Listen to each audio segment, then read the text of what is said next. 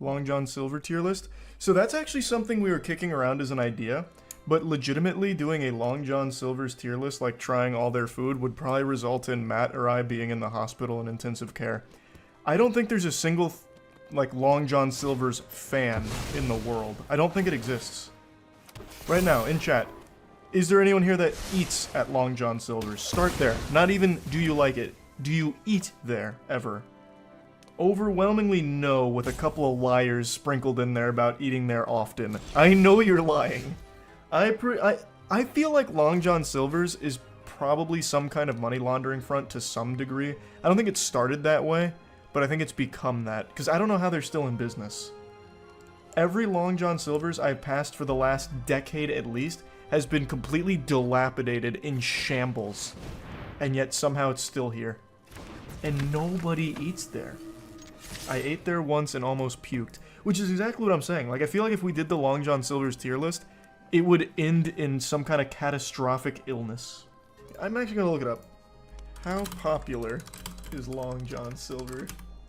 Today, Long John Silver's owns and operates and franchises nearly 700 restaurants located across 38 US states and Singapore, generating annual system-wide sales of 413 million. Like, I think I've only ever had it once in my life when I was a kid because Joe's Crab Shack was closed. And I can vaguely remember my parents begrudgingly taking me to Long John Silver for, like, popcorn shrimp or something.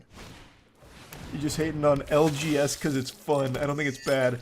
Have some fucking shame, Glibby. Did you just actually drop an abbreviation for Long John Silver and get it wrong? LGS? It'd be LJS, and nobody's abbreviating Long John Silver's. They don't have fans. Nobody's doing that. That's how I know you're lying. You didn't even get the fucking imaginary abbreviation correct. But yeah, no, I don't think we'll be doing a Long John Silver tier list. It feels dangerous. I watched that, not to get like morbid or like really sad. I watched that video that went viral a little while ago about the woman who ate bad tilapia and had all of her limbs amputated because of the infection or whatever she contracted from it. I feel like that is absolutely a high likelihood at fucking Long John Silver's. Long John Silver Hush Puppies are S tier. Outside of that, it's dog food. He's a tier 1 Long John Silver CEO. How long have you had that account? You just made it. Yeah, created 2 minutes ago. Don't even try and, like, gaslight me into thinking there's real Long John Silver fans. Thanks for resub Swift. I can see when you made the account. Scoundrel. The one in my town burned down, shit's whack. I am an LJS enjoyer. No, what you are is a goddamn liar. Stop, just stop. I know you're not. I'm gonna look up their menu real quick, actually. I haven't checked their menu since we were ideating on doing a Long John Silver tier list. Thanks for some hypo. Plus, Matt is already, like, pretty irpy around seafood because he got such bad food poisoning that it's ruined seafood for him. So I think this would put him in the grave if we did a Long John Silver's tier list. Man, I love this. I go to their... This website couldn't be more sad. I go to their website and I scroll down to go to their menu, and on and on their promotions, there's one item. Cheese bites. It's the only thing they seem to be proud of. They have this whole promotion section, but there's one thing for cheese bites. Nothing else. It's not a very large menu. That's good. I'm glad they didn't make like a massive menu like Cheesecake Factory for this. LJS review win. I'm not memeing. I'm actually fucking afraid to eat at Long John Silver. I'd eat their chicken, but that'd defeat the purpose because they're a seafood place. But I would be terrified to eat this. This is like the idea I had a while ago to do a gas station food tier list and just try like the most revolting old gas station food that just exists in those fucking hot dog spinners forever and never gets changed out. And then we watched that Chubby Emu video on botulism contracted from gas station nachos, and I canned that idea ASAP. Immediately, I put that one on the shelf. Surprised you eat seafood? You're picky? I'm really not picky. I literally eat anything. I will actually eat anything. There's foods I obviously like more than others, but when it comes to Long John Silver's, I actually feel like I am risking life and limb for it. Like, it feels like I'm gambling on my health. My parents met working together at Long John Silver. Probably because there was nothing else to do. Like, there's no customers. They'll just hang out, talk to each other, fall in love. Bond. That makes sense. The way you describe Long John Silver makes it sound like they catch fish from the septic tank. They they probably do. I have never seen an LJS that's in good condition. Maybe it's a Florida thing, I don't know. Every LJS I have ever seen in my life looks like a house in Minecraft that got hit by TNT. God damn it, now I'm tricking myself into, like, wanting to take the risk and trying it. Last time my dad ate Long John Silver over a decade ago, it forced him to get gallbladder surgery.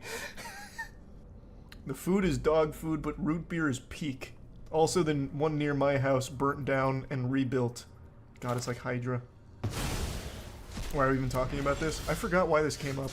Oh yeah, someone recommended a Long John Silver's tier list, and that's something that has been something we've been ideating on at the headquarters for a while, but just are afraid to do. Because it's so gross. You think it's actually worse than Burger King? It's not fair, because I hate Burger King because I eat it and it always sucks shit. I haven't eaten Long John Silver's because I'm afraid of it. It's like the boogeyman of fast food to me. In my head, it's like the worst thing you can eat, but I haven't actually eaten it to compare it to Burger King. Check out their Big Catch meal. It's absolutely revolting. It's so bad health groups called it the worst meal in America and said that it's basically a heart attack on a hook. I love the name Big Catch. Okay. LJS Big Catch, huh? Long John... This was in 2013, so this is when people still accidentally ate there. Oh my god, this looks awful! Long John Silver's Big Catch is worst restaurant meal in America, says CSPI. I don't know what this is. I don't know that organization. That sounds like some kind of, like, shadow group that works behind the scenes in the food industry. This looks awful! 3 ounces trans fat drenched batter, 4.5 ounce fish. Lab test find 33 grams of trans fat in the meal of fried fish, onion rings, and hush puppies. And then announced that it'll discontinue the Big Catch. Oh no. Damn you! Look what they've taken from us. Not even the Big Catch was safe. Maybe they did like a drastic overhaul of their menu. Because this isn't on there. It was very simple stuff. Granted, they didn't look great, but it did seem very simple. It's piss yellow. It's like actual mustard hue. Like, how do you even fry something that ends up looking that way? I think these are the hush puppies up here. Those look fine. Maybe they're like cheese curds? I can't tell. I think that's the hush puppies, though. But this looks horrible. I love this sentence. Today, the CSBI formally notified Long John Silver's CEO Mike Kern that the chain will be sued if it continues to use partially hydrogenated oil in its deep fryers, and if it continues to misrepresent both the amount of fish in the meal and nutrition information for the side items. Long John Silver's is one of the very few reasons why I don't eat seafood to this day. I had it as a child in California, and I had it as a teenager in Florida. I won't be eating it as an adult. It sounds like a punishment. Like, eat your vegetables or your next meal will be at Long John Silver's. The kid just fucking starts housing it. No, not there! Please! A White Castle tier list would be so much safer. My dad loves White Castle. So I'm very familiar with White Castle. What are they using? Plastic fish? No, it'd probably be healthier if they were using plastic fish, though. Again, this was 2013, so maybe they're in a much better place now. But even still, I'm fucking afraid of it. How about a Chili's tier list? I don't know if I've said this before, but I'll say it now. I say this, like, to my friends. I think Chili's is, like, the best food you can get if you're aiming for that ballpark of quality. So I put Chili's in the same tier as, like, all the other ones, like Applebee's and all that. Chili's blows them out of the water.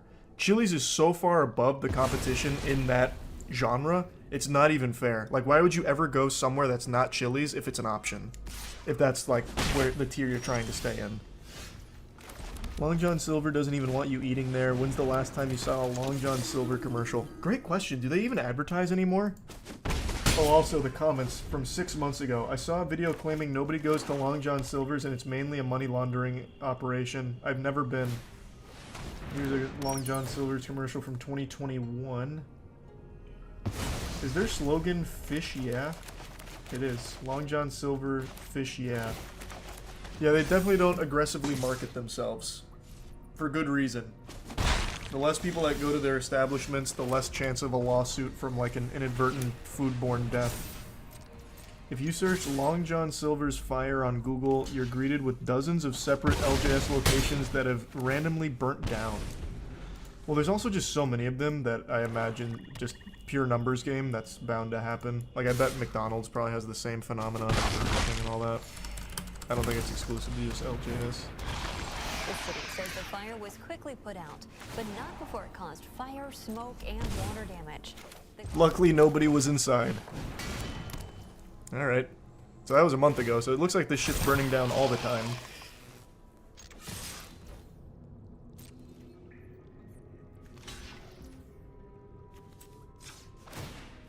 Going to be visiting the dark web version of the internet streamer's websites. This is the final and technically fourth part Let's of the go, series, so I made dark a playlist you web. can check out at the top right of the screen if you want to I've watch all seen the that episodes. movie. For my safety Unfriended. and yours, I will not be sharing the links. To watch the other parts of this series. Anyway, in case you guys don't know about the dark web, you can only access it using Tor web browser, not Google Chrome, not Firefox, not Internet Explorer. I don't know why you use that.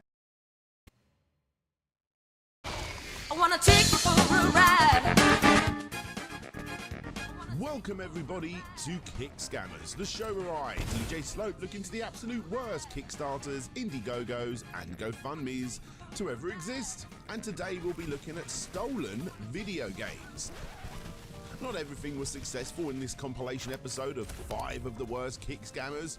However, every single one of these scammers tried to crowdfund games that were so blatantly, obviously nicked that it boggles the mind that they were ever allowed to be featured on the websites in the first place. So buckle up and get ready to be completely shocked at what makes it onto the crowdfunding platform in Kickstarter's stolen video games. Welcome to Slope's Game Room.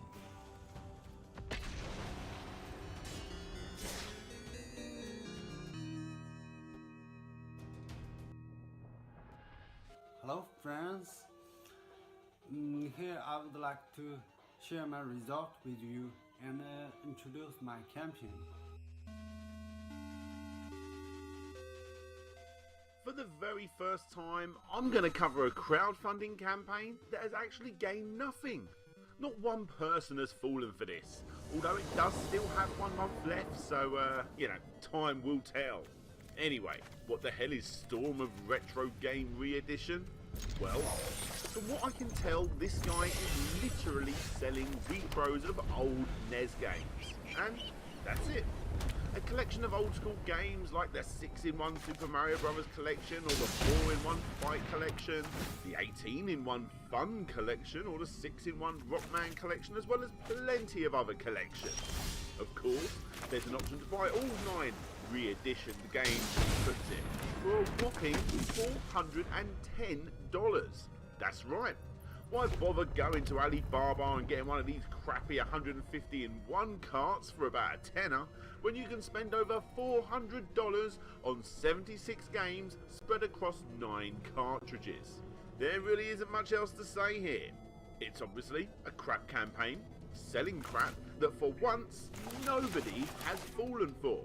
Oh, and by the way, before you go on the funnies and pledge, be careful, as this is also the first campaign on this show that has a flexible goal. It may look like this guy needs a moronic $100,000 to complete the campaign, but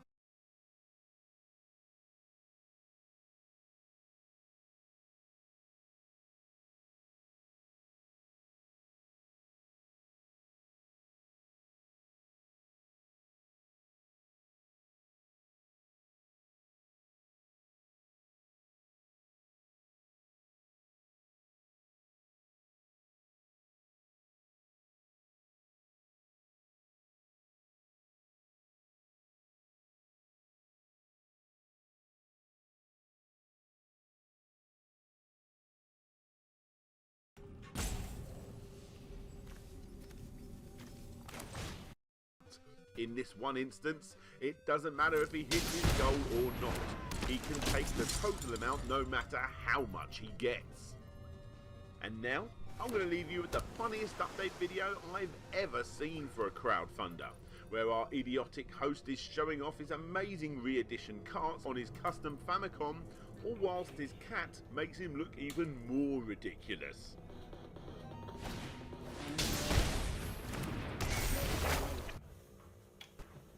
Get out! That's my cat.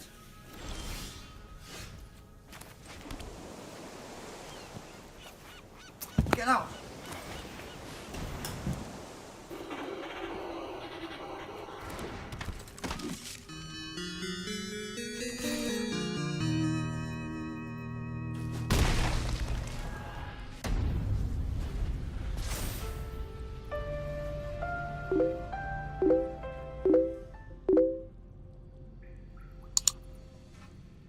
Hello Mario, I am very excited to see you fight on Super Smash Bros. You are one of the best fighters that exists. However, I and my friends Conker, Rayman and Goman, we are very excited to challenge you in a fight. Please accept our challenges. What the hell is this? Yeah, see, I bet you forgot about those four, didn't you? Well, that's not all, because for only $200 US you can actually choose one of the next 8 characters too. Oh dear, This, guys, is Smash Overload, a mod for the original N64 game of Super Smash Bros. Not only will it eventually give you 12 new characters, bringing the roster up to 24, but you'll also get 8 new characters, 24 character menu configurations, 25 new items, and new moves for the original characters. If all the people who see this video donate $1, the project will end much faster. In order to complete this project, it is necessary to obtain this amount of money. Sorry guys, I don't know why hearing Mario speak like that was so funny to me. Anyway, yeah, this is simply a mod for the original game, isn't it? Reskinning original characters into something new. Well, this is something that gamers have been doing for years for free. However, for some reason, this little campaign owner who has decided to also completely disappear, how the hell are people doing this, has actually decided that he needs a little more than 8 grand to go and do it. Yeah, if it smells like a scam, it probably is one. Obviously, you don't need me to tell you that it didn't hit its goal. Not long after it went live, it just died. A couple of new sites jumped on to talk about the mess that was Smash Overload, but best of all was when this very angry fan jumped in and gave his 2 cents. His original comments are now deleted. Again, not sure how this is all happening, but he did copy and paste it all into the Smashboards.com forums. Not only did the characters' select screens not add up, but he even worked out what we all assumed all along. These are not new characters. They're simply character swaps. Conker is Nez, Goman is Mario, Rayman is Luigi, and Banjo is Fox. Simply put, not only is this a blatant cash grab from a simple ROM hack that is disguised as a little bit more, but the video also uses sleight of the hand camera trickery to fool you into thinking the hack is further along than expected. Thankfully, this guy got out while he can. After all, we all know what sort of company Nintendo can be to even the best community modders out there, even if they are asking, well, for nothing. And I'm sorry to say, mysterious Smash obsessor, but slapping down this crap isn't gonna save you at all. If you support us, it's really important to know that you are not giving us money in exchange for anything in particular. We hope you'll support us because you believe in our work as modders. Oh, shut up, mate.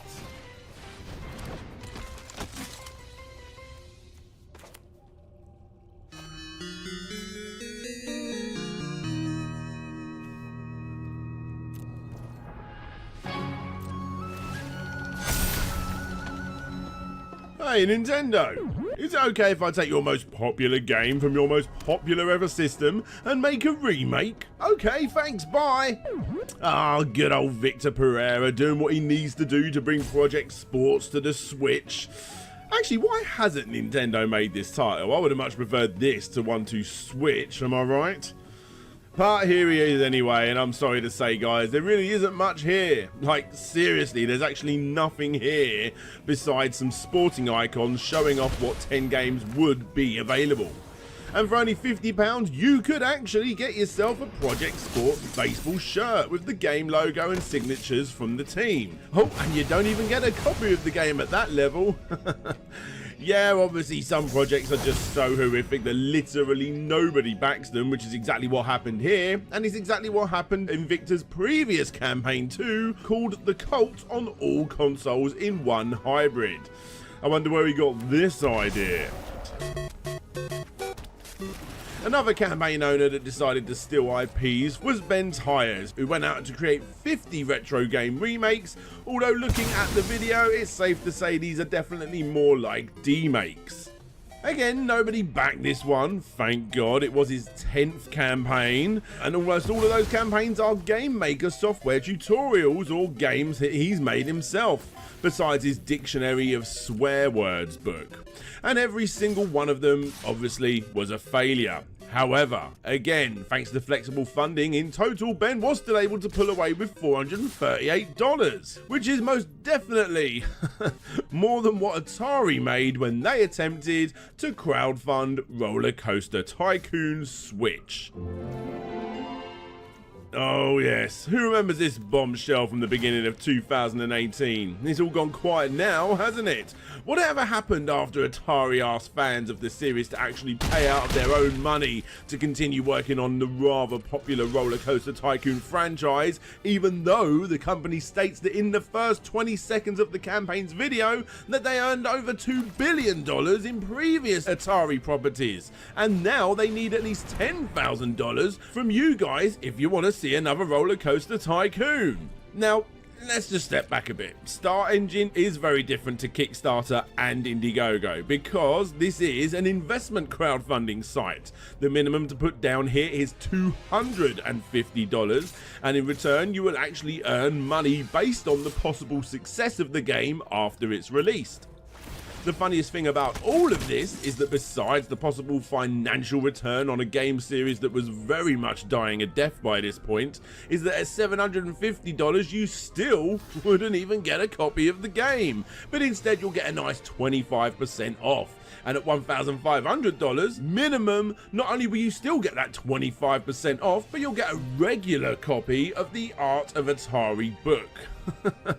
Come on, you can't even spare a download code, you cheap sods.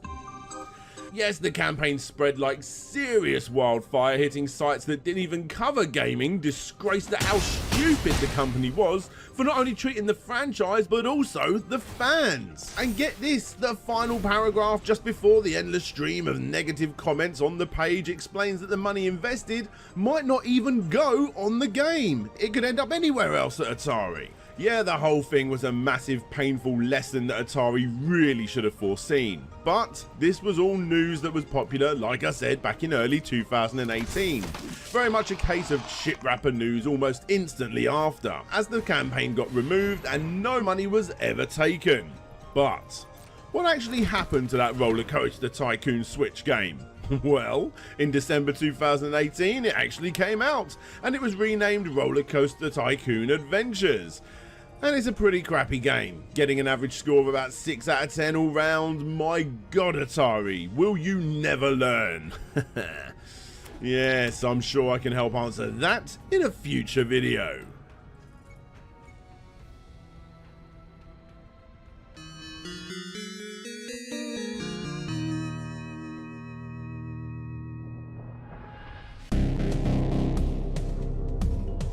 Ah, good old Nintendo. Remember when they slapped another Metroid 2 remake, better known as AM2R, with a DMC takedown notice? Well, who cares? In my opinion, this is the way to do it. I, for one, am very much a fan of how this all works out. Nintendo protected one of their best properties, Dr. M64 got to show off his fantastic creation, and it's not too hard for us fans to go and find it for free, which was always the creator's end goal. Well, whether you agree or not, this guy, Avi Wolfson, was also a big fan of the remake. Here he is gushing about it in the first paragraph of his obviously cancelled Kickstarter. My vision for Super Mario RPG 2 is a sequel as close to the original as possible. For those of you who experienced AM2R like myself, it was really great to experience the magic of the original Super Metroid, and I hope to recapture the same magic we all experienced in the original SMRPG as the sequel. The Super Mario RPG 2 Kickstarter needed $10,000. And obviously got cancelled by Nintendo as they slapped yet another DMCA takedown notice, ending the campaign on $93 by 20 backers. Now you may be thinking, damn, that's 20 stupid backers right there, because even if this game did somehow get funded, Avi explains on the front page that he wasn't even going to be making it, and instead he was just going to manage a team of coders to do it for him. Now, don't point and laugh at those 20 backers that fell for this, because just like so many other campaigns, the majority of them were simply following the crowdfunder just to see it fail. And if they lose $1 in the process, then so be it.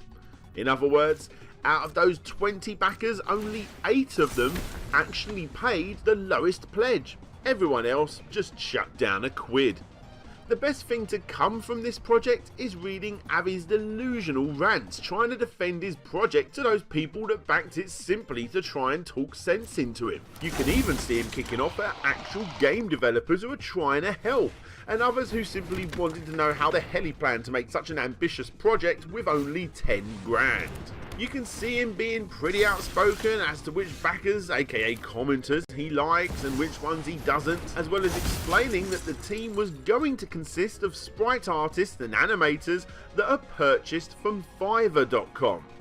Yep, Avi wanted to create a game using a team of Fiverr employees. And if that isn't moronic enough, whilst on the subject of Fiverr, did you know that you can actually pay Avi, or Wolfie7 as he's known on there, to gain 10,000 LinkedIn followers?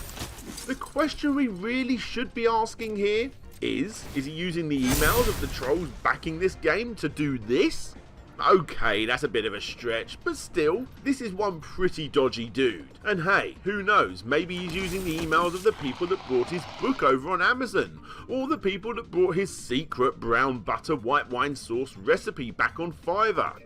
Either way, Avi seems to be one shady and delusional character, and when it comes down to Super Mario RPG, the kicker is several fan-made sequels actually already exist. And sure, they're not up to this level of quality, and Mr. Wolfson even says this himself.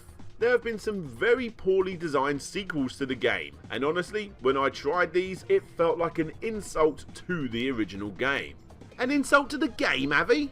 Well, that didn't stop you stealing the logo used for Let's Players for those very games to use on your Kickstarter now, did it? So, is this the end of Super Mario RPG 2? Well, I actually reached out to Avi on Fiverr, who said that yes it is. Now, if you guys wouldn't mind, I've got some brown butter haddock to cook. Cheerio!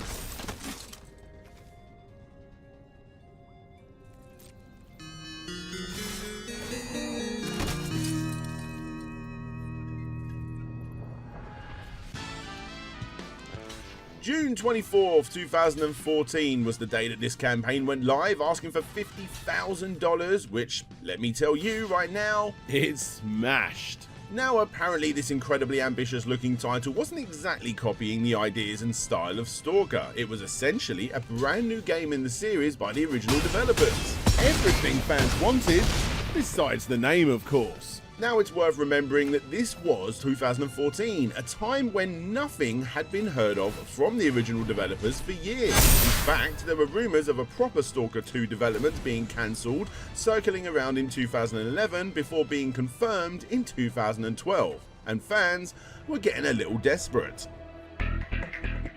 It didn't matter that the campaign was a little too ambitious, asking for only $50,000.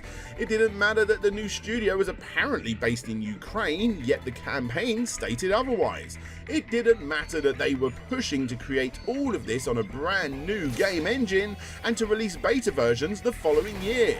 And of course, it didn't matter that the new studio was promising way too much, claiming that this was going to get released on the PC, Mac, Linux, Xbox One, PlayStation 4, and of course, the Wii U. Again, with a goal of only $50K. Fans wanted this game to exist. Regardless, the campaign was doing well enough to probably get funded, even though all of these red flags were popping up all over the place.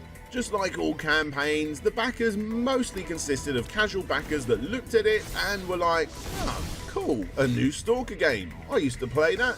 Yeah, I'll back it, and not really bothering to look at anything else. But thankfully there were a few people out there that saw this and wanted to dig a little deeper, especially as plenty of news sites such as Kotaku, Forbes and Vice News were slowly popping up during its life, and honestly they didn't have the greatest things to say about this project. I mean, you guys can see the trailer yourselves. It's not exactly shot badly, but for a game that's supposed to be coming out only a year later for beta testers, there's not a lot going on here, is there? And the follow-up gameplay trailer to keep people happy that came out shortly after, yeah, that looked about as bland as the original campaign video, didn't it? It was obvious to all who were watching that it wasn't all that far along. Anyway, besides all of the big sites covering it, another site called WiiUDaily.com, which unsurprisingly isn't around anymore, covered the story and decided to dig even deeper, and what they discovered was pretty hardcore. After having written a somewhat careful article about the game's Kickstarter when it was first launched, mainly due to the Wii U stretch goal, the website put out yet another article a couple of weeks later during its life showing off how scammy the campaign actually was. You got images ripped directly from Unity's medieval utility screenshot with a little bit of photoshopping in an attempt to cover all of that up. More asset stealing examples were shown with the soldiers in the game. And this is probably my favourite part of the entire scam. The guys were so desperate to prove that this was, a real thing, and they did that by, and I'm never going to say this again for another video,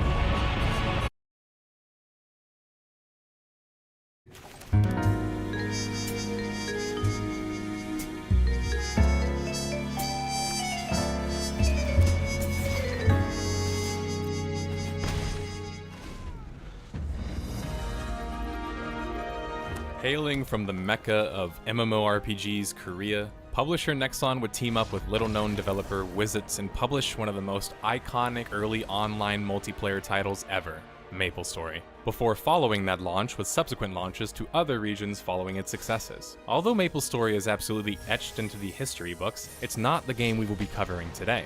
MapleStory would launch its sequel, MapleStory 2, out of nowhere nearly 12 years later in the summer of 2015 in Korea, and globally in October of 2018.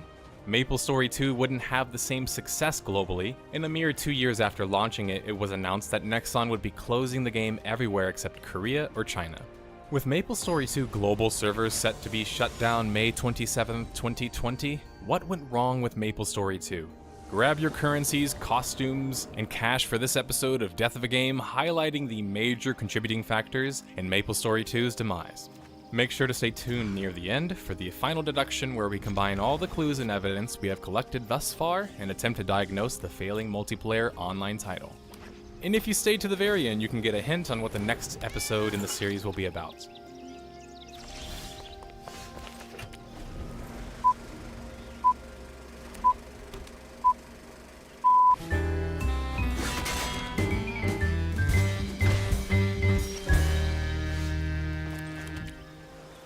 The story of MapleStory 2 starts from the beginning, where in April 1999 we saw the founding of a Korean game developer, Wizards. Wizard would immediately begin developing their first project, Quiz, being an online MMO or multiplayer game.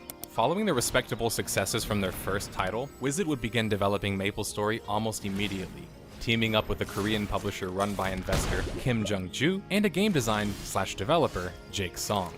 Nexon, as they were called, was founded back in 1994 and would go on to launch a slew of titles throughout the 90s. If you've been paying attention to my other Death of a Games, you probably recognize that name as the same Jake Song who created arguably the most famous and successful MMO ever, Lineage, which would go on for 15 years after launching to gross over $1.8 billion.